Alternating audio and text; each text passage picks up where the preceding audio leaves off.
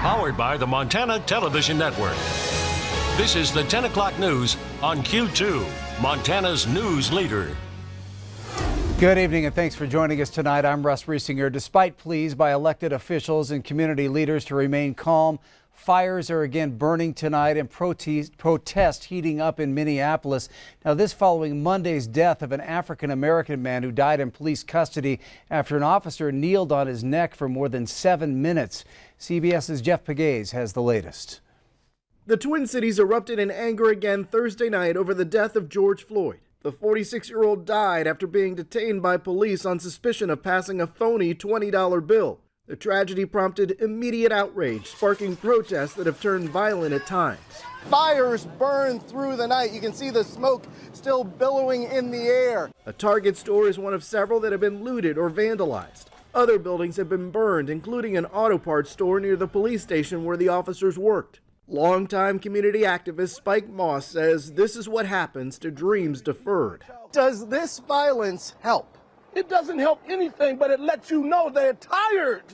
They're tired of being oppressed, being misused, being abused, being murdered at will. Governor Tim Walz has activated the Minnesota National Guard to help restore order. 4 police officers involved in the arrest have been fired, including Derek Chauvin, the one seen on video kneeling on Floyd's neck until he lost consciousness. Those officers are now the subject of several investigations, including by the FBI and the Justice Department.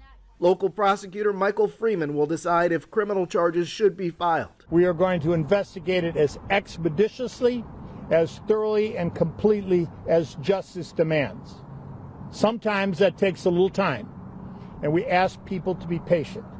We have to do this right, and that's what we'll do. Today, the city's police chief apologized for his officers' actions on Monday, but it's hard to tell whether that's going to make a difference out here right now. In fact, behind me at the police precinct where the 4 fired officers once worked, protesters are still surrounding the building. The building is still under siege. Jeff Pegues, CBS News, Minneapolis. And tonight, that police substation is reported to be burning. Protests also happening in other places in the U.S. as well tonight, including New York City, Chicago, and Denver. Well, a Billings woman is grappling with the loss of her husband who died in March from what officials said was COVID-19. But now she's faced with a new obstacle. Her husband's remains seem to be lost in the mail. As Q2's Andrea Lutz reports, now this widow is searching for answers while trying to grieve her loss. Christine Tyler spends her days sifting through paperwork, trying to find answers. It's bizarre.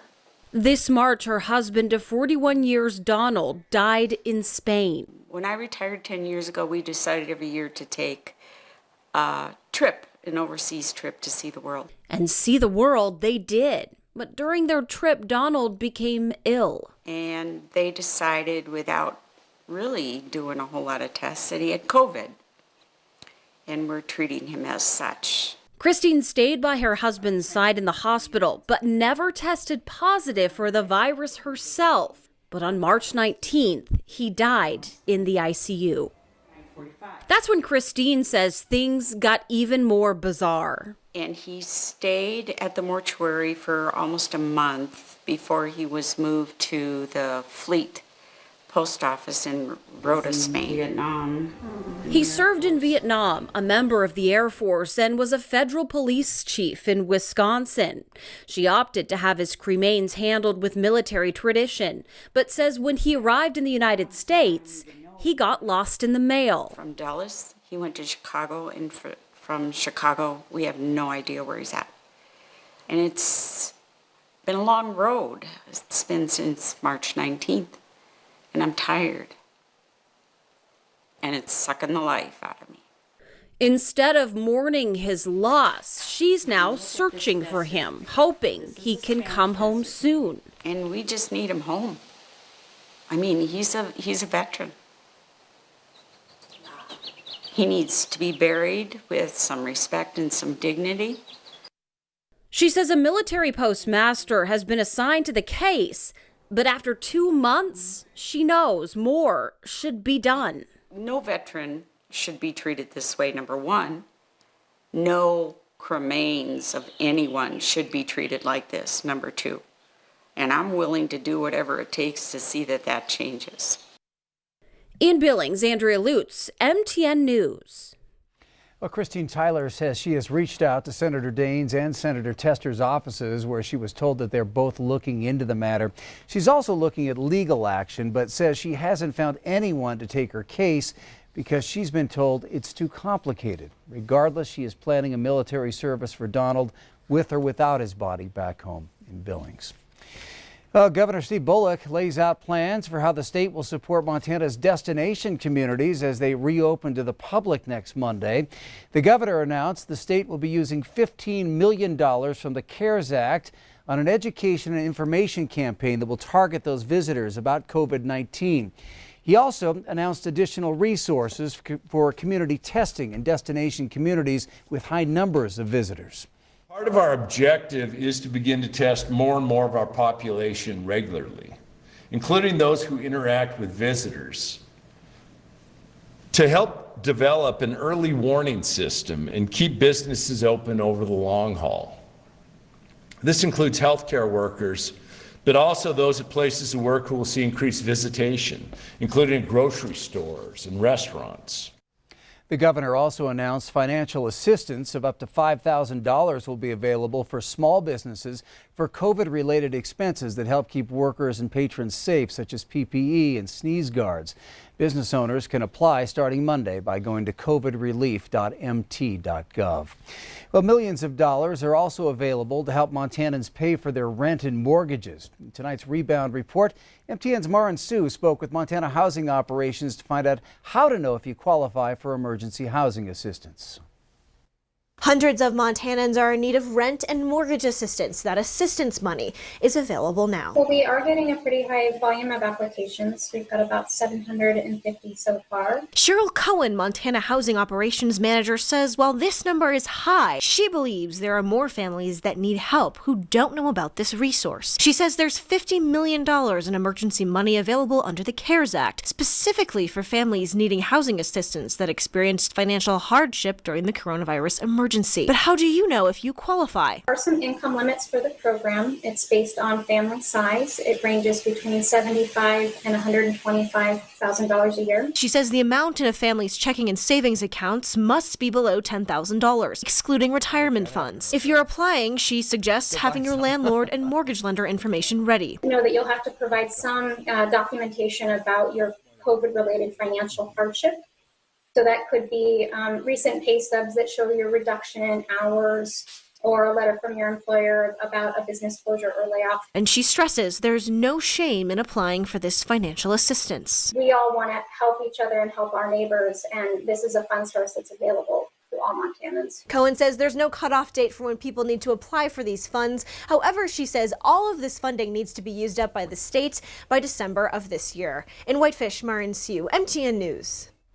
And some quick highlights to recap tonight's Rebound. To qualify, your savings and checking accounts must be under $10,000. Have all documents related to COVID job loss and landlord information at the ready. Funds need to be used by the end of this year.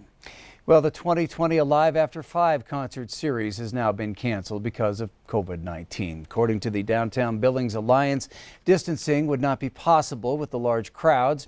Q2's David J. has more on this tradition that started back in 2003. This would have been the 17th year for Alive After 5. Getting outside at the end of a day, the end of your work week, kind of a street party, different locations each week. That's actually unique to us.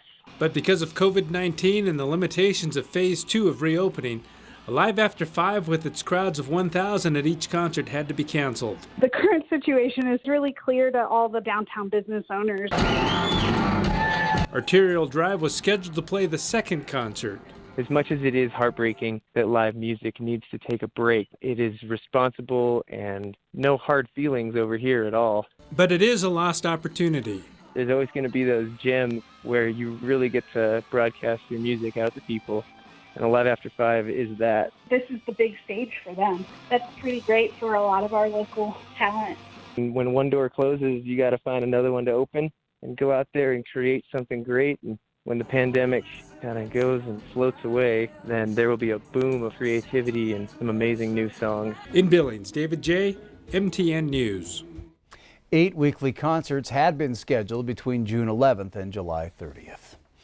All right, turning to Chief Forecaster Bob McGuire. Got a heat wave on the way, Bob. Might be a good time to get out, get that yard work done. Yeah, still. it'll feel good to get that done. But we've got a little lawn mowing forecast for you. Let me show you what we're talking about. Here it is, our lawn mowing forecast. We got 4 days in front of us. What's going to be the best of those 4 days to go and mow your lawn? Well, here's what I think. You see, I think Friday is going to be the best day because the temperature is going to be about 77 degrees, and there's even a slight chance for some rain moving in that day. On Saturday, that's a fair day. It's not the best, but it's not the worst. We're going to be warming up into the low 80s. Going to be a little warmer. We might even see some spotty showers at night. Sunday up to 92. It's going to be just too hot. Your yard then actually will kind of cook and maybe even go dormant if you had to mow it on Sunday, especially if you mowed it too low. And Monday, kind of the same deal, back to the mid 80s or so, fair weather and maybe even some spotty showers. But I think your best day is going to be tomorrow. If you want to mow your lawn, temperatures will be just about perfect. Back to you, Russ. All right, thank you, Bob. Well, President Trump says he will not delete his social media accounts, but he has signed an executive order that is intended to crack down on the digital giants after he was flagged for posting misinformation. Natalie Brand is at the White House with more. President Trump has signed an executive order to curtail Section 230 of the Communications Decency Act, which shields social media companies from lawsuits over what their users post. Today I'm signing an executive order to protect and uphold the free speech and rights of the American people. It also empowers the Attorney General to work with state attorneys general to come up with model legislation that addresses this at the state level. And we're preparing federal legislation. The president's dispute with Twitter escalated this week after the social media giant flagged one of his tweets for the first time for potentially misleading information about mail-in ballots. Twitter CEO Jack Dorsey tweeted, "We'll continue to point out incorrect or disputed information about elections globally." The president's executive order is assuming, or seems to be assuming, that social media companies are not acting in good faith. George Washington University professor Lori Brainerd says the order could trigger legal challenges from Congress or the social media companies themselves. The courts traditionally have upheld the social media companies' freedom in this area.